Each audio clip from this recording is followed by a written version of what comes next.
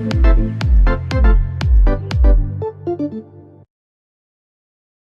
we're here with Vlad Reiser. Hi, at I'm Vlad ESCXTRA. You're taking part this year in Melodifestivalen with Nakna, regnet? Nakna, regnet, exactly. Swedish. Yes. So you became famous for doing videos on YouTube. Yeah, that's right. How did this start? Oh, it started 5 years ago. I actually was working with like working out in the gym and coaching, yeah.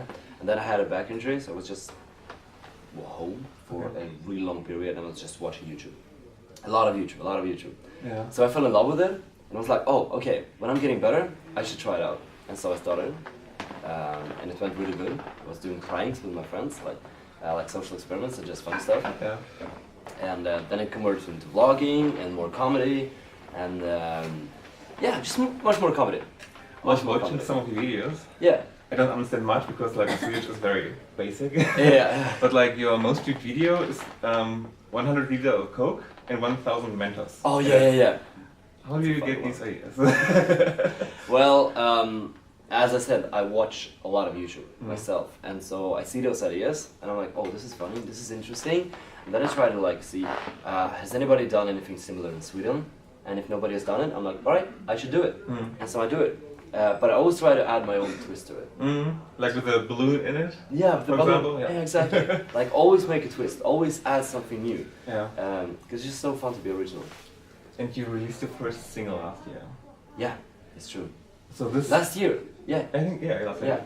And this is probably also when the idea started of Melodifestivalen, or was there already before like usual interest in Melodifestivalen or music? Right. This is so hilarious. Like I always get this question, and the funny thing is like I watched Melodifestivalen for the first time in my life last week. What? Yeah, that's crazy. And it's because me and my family. I moved to Sweden when I was 9, and so me and my family hasn't watched Swedish television like, at all. But I've been growing up with the Eurovision contest, of course, yeah. But not Melodifestivalen. Okay. And so last week was the first time, and it was awesome. I loved it so much. And how it came to create a song was my manager actually called me and he was like, "Well, Melodifestivalen soon. You want to make an entrance?" I'm like, "Oh, that's interesting. Yeah, let's try it. Let's make a song." And he's like, "Yo, just so you know, we have 3 days left." I'm like, "Oh, that's crazy." Yeah. And so we met up 24 hours before the last submission date. Yeah. And I heard the beats. I liked it a lot, but it wasn't finished. And so I went into the studio and made a top line. So the first top line I made, it was really good. I loved it. We all loved it. And I got the whole track. I got home. I listened to it, I wrote the lyrics, and the next day I came into the studio and we recorded the whole song and we sent it in the same day. In such short time? In such short time. And I had no idea it would enter. Like, because we were just sitting there like, oh, this is so different. You know, it's so different, like the whole construction of the song. Like, will people like it? We don't know. It's like a fun song. Yeah. I realized afterwards, but you have to listen to it a couple of times, you know, because it's kind of fresh in the sound. Exactly. Yeah. Yeah. So you're not used to it. Yeah. And you have to listen to it a couple of times, and I think either you hate it because it's different, or you just love it. Yeah. And you only need people that love it because they vote for you. Yeah. So you don't need the people that don't like it. No. But it's fine, you know. It's fine. Like if people don't like it, it's cool because it's different. But I love it. Different is good. Yeah, different is good. And also your parents watched the Melodifestivalen last week for the first time, or? I don't know, because I was live. I was in Gothenburg. Oh, okay. Yeah, and they were home. But they watched on Saturday? Of course. No, they called me here today, actually. Yes. Would love to hear their reaction, like, what is this? Yeah. But they heard the song. Okay. Yeah, they of like course. it? Yeah, they love it. Perfect. Yeah. Who came up with your performance? It's also very creative with the LED axis and the dance routine. Yes. So the choreography is Keisha Manonol. So she made a dance and we practiced and we fixed, tweaked stuff. I have dancers, 4 dancers. They're amazing, doing a really good job. And for the visuals, the X, we came up with the idea together with a team from Sony. And so yeah, here we are. So fast. Yeah. Before you did YouTube videos, it's a lot of stuff to do. I think many people think like you're doing YouTube videos, you just have like so much free time, but it's so much editing and getting ideas. Yeah. And now you have an idea what is Melodifestivalen for creating a song, creating performance, and all the camera work. What do you think is like more exhausting or more fun? It takes a lot of time. Everything takes a lot of time. That's the thing. The whole art history is so new to me, so new. So it's been hard because it's been so intense. So for me, it's been hard. YouTube videos are way more easy for me now. But it's all the same. To make a good YouTube video, you can either just sit there and react to something, or you can actually create something bigger and larger. So it depends on your ideas. But I would say that both are pretty intense, but you do have a lot of free time. Even so, yeah. And you also did something very, I would say, unique to say that. I would do the same, but you also put money on yourself. Yeah. To win. Yeah. I would do the same. But how would you do? How did you came to the idea? Actually, just me and my friend were sitting. I haven't betted like ever in my life before this. But me and my friend were just sitting, and he was like, "Oh, by the way, do you want to know your odds?" I'm like, "What?" He's like, "Your odds." I'm like, "What do you mean?" Yeah. It's like, you can bet on yourself. I'm like, "Oh, you can do that?" He's like, "Yeah." So you can actually see what people think and how the odds are. I'm like, "Wow, that's crazy."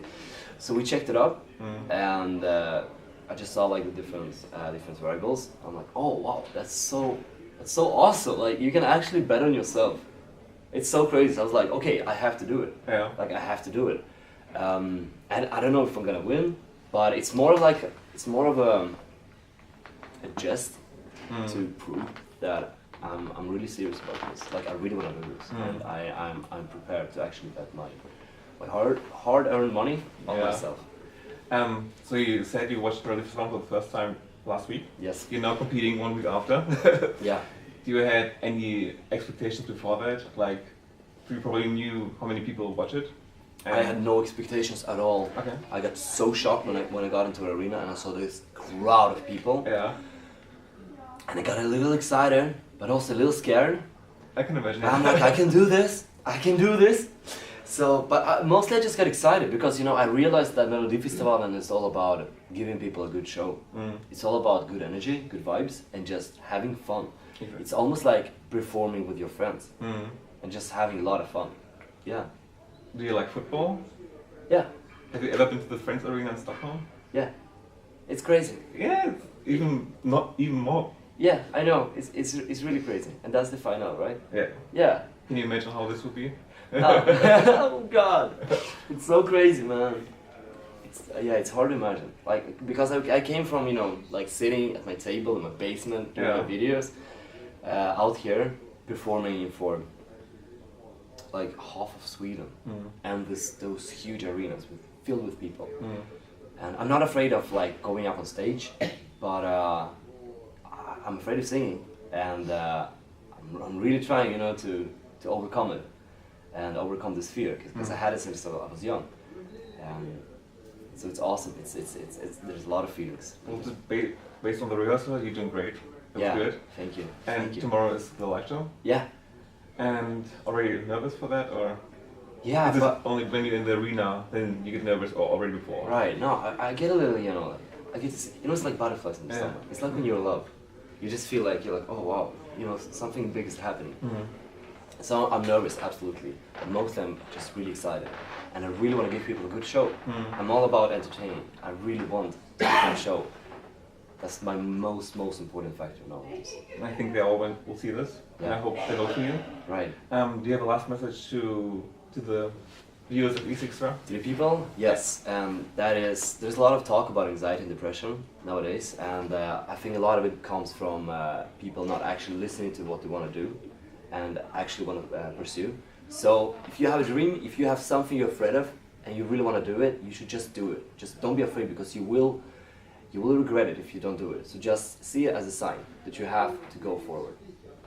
That's the perfect ending. Thank you very much for taking the time. Thank you so much. And best of luck. Thank Hope you. all of them outside know you a bit more now. Yeah. And fingers crossed. Let's do it. Thank you.